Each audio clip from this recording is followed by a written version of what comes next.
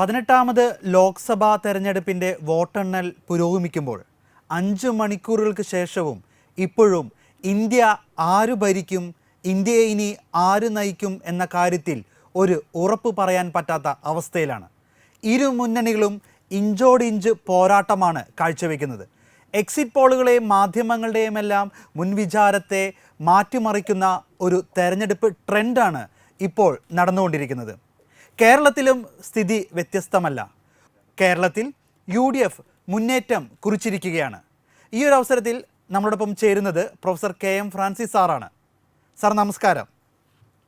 നമസ്കാരം.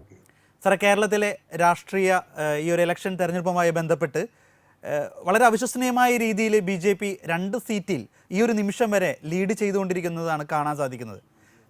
അതിൽ തൃശ്ശൂർ വിജയം ഉറപ്പിച്ചിരിക്കുകയാണ്. എന്താണ് തൃശ്ശൂരിൽ നിന്നുള്ള സാറിനെ കുറിച്ച് പറയാനുള്ളത്, ഈ ഒരു ഇലക്ഷൻ ട്രെൻഡിനെ കുറിച്ചും? തൃശ്ശൂരിനെ കുറിച്ച് പറയുകയാണെങ്കിൽ ഇത് K മുരളീധരന്റെ ഒരു പരാജയമല്ല. ഇതിനു മുൻപുള്ള MP TN പ്രതാപൻ കഴിഞ്ഞ 5 കൊല്ലം മുമ്പ് ജയിച്ചു പോയിട്ട് മണ്ഡലത്തിൽ അദ്ദേഹത്തിന്റെ സാന്നിധ്യം വളരെ കുറവായിരുന്നു എന്നതാണ്. മറ്റു സ്ഥലങ്ങളിൽ UDF ജയിക്കുന്നുണ്ടെങ്കിൽ അതിന്റെ കാരണം അവിടെയുള്ള MP-മാരുടെ സജീവ സാന്നിധ്യം അവിടെയുണ്ട്. ഇതാണ് ഒരു പ്രശ്നം.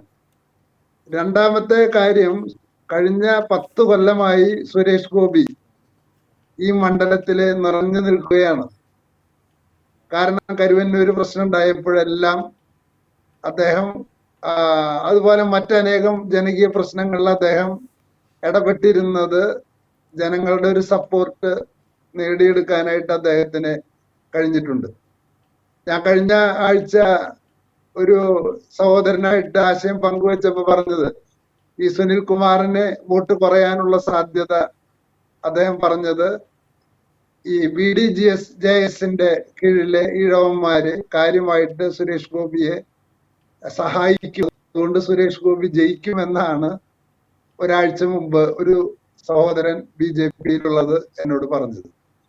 അപ്പോ പ്രധാനപ്പെട്ട പ്രശ്നം എന്ന് പറയുന്നത്, ഇവിടെ ഉണ്ടായിരുന്ന MP യാതൊന്നും പ്രവർത്തിച്ചില്ല. മാത്രമല്ല ക്രൈസ്തവ നേതൃത്വത്തോട് അദ്ദേഹം ഒരു അകൽച്ച കാണിച്ചിരുന്നു എന്ന് പല ക്രൈസ്തവർക്കും ആരോപണമുണ്ട്. അപ്പൊ ഇത്തരം കാര്യങ്ങളാൽ ചില ക്രൈസ്തവർ പോലും മറിച്ച് ചിന്തിച്ചതിൽ അത്ഭുതപ്പെടാനില്ല. അങ്ങനെ അത്തരമൊരു പശ്ചാത്തലത്തിലാണ് തൃശ്ശൂര് സുരേഷ് ഗോപിക്ക് ഇത്ര പ്രാധാന്യം വരാനുള്ള കാരണം.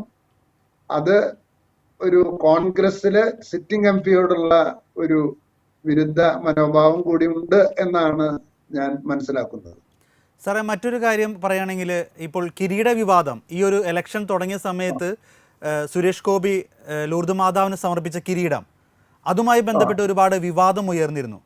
അതുമാത്രമല്ല, തൃശ്ശൂര് ക്രൈസ്തവര് സുരേഷ് ഗോപിക്ക് അനുകൂലമായി നിൽക്കുന്നു എന്ന രീതിയിലും വന്നിരുന്നു. ഇതെല്ലാമാണോ ഈ ഒരു മൃഗീയമായ ഒരു ഭൂരിപക്ഷം 60,000 കടന്നിരിക്കുകയാണ്? അത് തൃശ്ശൂര് ടൗണിൽ മാത്രമല്ല, ഇരിഞ്ഞാലക്കുട ഭാഗത്തും കൃത്യമായി അത്തരത്തിലൊരു സുരേഷ് ഗോപിക്ക് അനുകൂലമായിട്ടുള്ള ഒരു വികാരം ഉള്ളതായിട്ട് മനസ്സിലാക്കാൻ കഴിഞ്ഞിട്ടുണ്ട്. പിന്നെ ഈ കിരീടത്തെ കുറിച്ചുള്ള തർക്കമൊക്കെ ഒരു അനാവശ്യ തർക്കമായിരുന്നു. കാരണം ഒരു ഭക്തന്റെ ഒരു ആഗ്രഹം അവിടെ, ഇതിനെ വളച്ചു കെട്ടി നിഷേധിക്കേണ്ട ആവശ്യം ഉണ്ടായിരുന്നില്ല. അതൊക്കെ സുരേഷ് ഗോപിക്ക് അനുകൂലമായിട്ട് മാറാണ് തൃശ്ശൂർ ചെയ്തിട്ടുള്ളത്. സാർ, കേരളത്തിൽ നോക്കുകയാണെങ്കിൽ ഇപ്പോൾ കഴിഞ്ഞ 2019 നിന്നും വലിയ വ്യത്യാസം LDF-ന് സംഭവിച്ചിട്ടില്ല. ഒരു സീറ്റിൽ തന്നെയാണ് അവർക്ക് ഇപ്പോഴും നിൽക്കാൻ സാധിച്ചത്. ആലപ്പുഴ മാറി എന്ന് മാത്രം. ഈ ഒരു അവസ്ഥ അവരുടെ ഭരണവിരുദ്ധ വികാരം തന്നെയല്ലേ? തീർച്ചയായിട്ടും കാര്യമായിട്ടുള്ള ഭരണവിരുദ്ധ വികാരമുണ്ട്.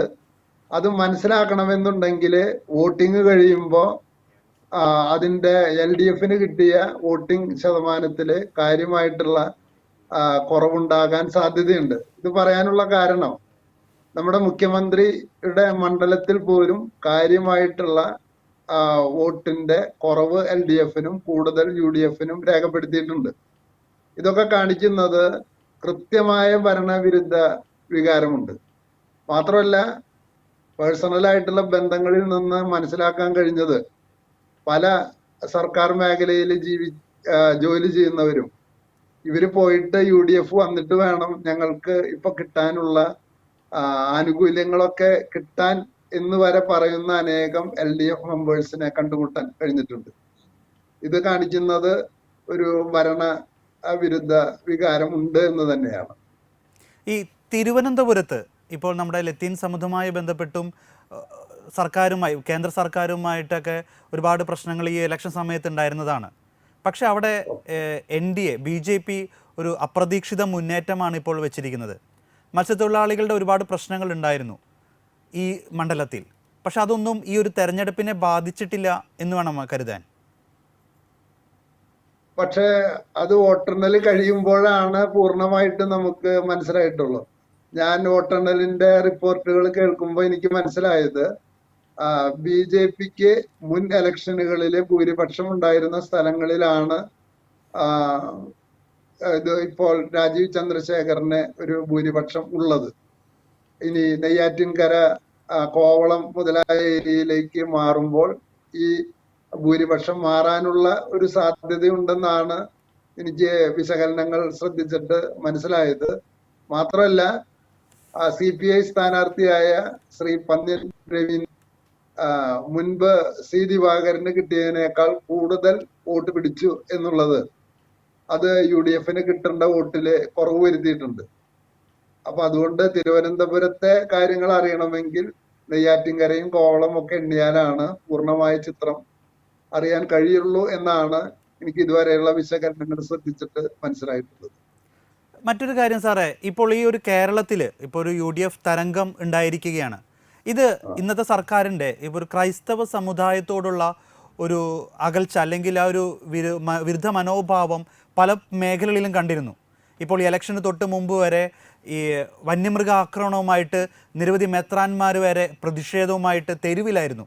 പക്ഷെ ഇതിനെല്ലാം അവഗണിക്കുന്ന ഒരു സർക്കാർ കാഴ്ചപ്പാട് ഉണ്ടായിരുന്നു. ഇത് ഈ ഒരു തെരഞ്ഞെടുപ്പിനെ നന്നായി ബാധിച്ചിട്ടില്ലേ?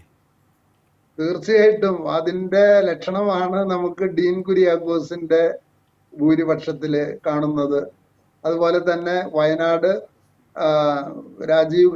രാഹുൽ ഗാന്ധിയുടെ ഭൂരിപക്ഷത്തിന്റെ വർധനവിന്റെയും കാരണം വളരെ ശക്തമായ ഭരണവിരുദ്ധ വികാരമുണ്ടെന്നാണ്. കാരണം വനം മന്ത്രിയൊക്കെ നോക്കുകുത്തി പോലെ നിൽക്കുകയാണ് ചെയ്തത്. അപ്പോ ഒരു നടപടിയുമില്ലാത്ത രീതിയിൽ, മാത്രമല്ല നിഷേധാത്മക നിലപാടാണ് പലപ്പോഴും പ്രകടിപ്പിച്ചത്. മലയോര കർഷകരോടായാലും തീരദേശ മത്സ്യത്തൊഴിലാളികളോടായാലും ഈ സർക്കാരിനെ ഒരു അനുകൂല നിലപാടെടുക്കുന്ന ഒരു രീതി ഒരിക്കലും ഉണ്ടായിട്ടില്ല. അതിന്റെ ഒരു ശക്തമായ വികാരം കൊല്ലത്ത് കാണാനുണ്ട്. പ്രേമചന്ദ്രന്റെ വിജയം അനായാസമായിട്ടാണ് മുന്നോട്ട് പോയിക്കൊണ്ടിരിക്കുന്നത്. അപ്പൊ ഇതെല്ലാം മലയോര മേഖലകളിലെ ഭൂരിപക്ഷം കാണിക്കുന്നത് തീർച്ചയായിട്ടും നമ്മുടെ കേരളത്തിലെ സർക്കാർ നിരന്തരമായിട്ടുള്ള വന്യമൃഗശല്യത്തെ കുറിച്ചും ഒക്കെ ഉന്നയിക്കുന്ന പ്രശ്നങ്ങളെ അവഗണിച്ചു എന്നതാണ് അവിടെയൊക്കെ LDF പിന്നാക്കം പോകാനുള്ള കാരണമായിട്ട് മനസ്സിലാകുന്നത്. മറ്റൊരു വിഷയം, നമ്മൾ കേന്ദ്രത്തിലേക്ക് നോക്കുകയാണെങ്കിൽ BJP നേതൃത്വം നൽകുന്ന NDA മുന്നണി പ്രതീക്ഷിച്ചത്ര ഒരു റിസൾട്ട് അല്ല, ഒരു ട്രെൻഡിങ് അല്ല ഇപ്പോൾ അവർ കാണുന്നത്. 400 പ്രതീക്ഷിച്ചിരുന്ന അവർക്ക് ലഭിച്ചിരിക്കുന്നത് ഇപ്പോൾ 300-ൽ താഴെ മാത്രമാണ്. ഇത് നമ്മുടെ ഇപ്പോൾ ഈ ഒരു ഇലക്ഷൻ സമയത്ത് വന്നിരുന്ന മണിപ്പൂർ വിഷയങ്ങളെല്ലാം മുൻനിർത്തി ഒരു പ്രചാരണം നടന്നിരുന്നു. ഇതിനെങ്ങനെ നോക്കിക്കാണുന്നു? ഈ ആദ്യം തന്നെ മനസ്സിലാക്കേണ്ടത് ഇന്ത്യയിലെ ഹിന്ദുക്കളിലെ ഭൂരിപക്ഷവും ഒരു വർഗീയ സ്വഭാവമുള്ള ആളുകളല്ല എന്നാണ് നമ്മൾ ആദ്യം മനസ്സിലാക്കേണ്ടത്.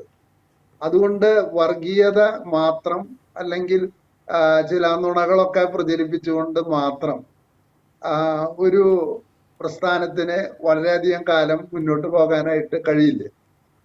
അപ്പൊ അതുകൊണ്ട് ഈ രാമക്ഷേത്രം, അത് ഹിന്ദുത്വവാദം, ഇതിനൊന്നും കാര്യമായിട്ടുള്ള ഒരു സ്വാധീനം ഹിന്ദി മേഖലയിലും യഥാർത്ഥത്തിൽ ഇല്ല എന്നാണ് നമ്മൾ ഉത്തർപ്രദേശിലെ റിസൾട്ടുകൾ നമുക്ക് കാണിച്ചു തരുന്നത്.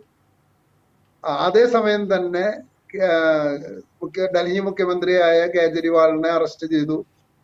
മണിപ്പൂർ ഇഷ്യൂ ഉണ്ടായി.